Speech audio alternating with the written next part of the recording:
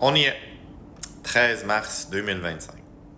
Il y a 5 ans, 13 mars 2020, on se rappelle tous où on était quand François Legault a annoncé l'urgence sanitaire, une pause de 2 semaines dans le réseau de l'éducation, les garderies, les magasins.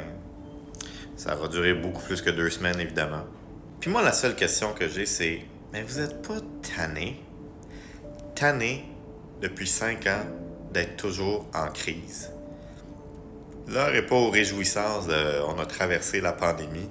Il n'y a rien à célébrer quand 5 ans plus tard, on est en train de se battre contre une autre crise. Il y a 5 ans, on se battait contre un virus, puis là, on se bat contre des coupures.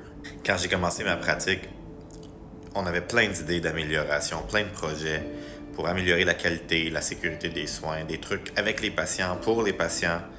Puis là, j'ai l'impression qu'on est juste en mode survie, ou même plein d'acquis sont consciemment détruits. Oui, ça a commencé avec la pandémie, mais ça n'arrête pas. Et ça, honnêtement, c'est la torture pour tout le monde qui travaille dans le réseau de la santé, mais encore plus pour les patients. Puis évidemment, il y a d'autres crises, le contexte politique, social, économique. On dirait qu'on vit dans un livre d'histoire. Chaque jour, il y a une crise historique.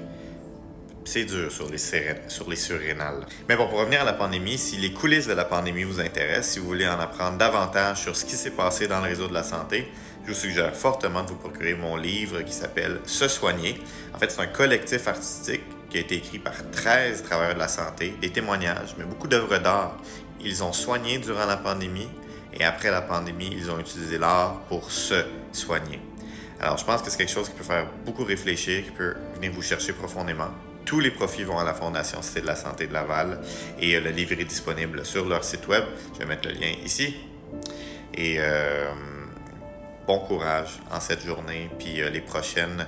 Je pense surtout à ceux qui ont perdu quelqu'un durant la pandémie ou qui ont perdu la flamme pour leur travail. C'est pas une journée de réjouissance, c'est une journée de deuil, même s'il y a quand même beaucoup de beauté qui est sortie de la pandémie. Fait que toutes mes pensées vous accompagnent. Merci de me suivre.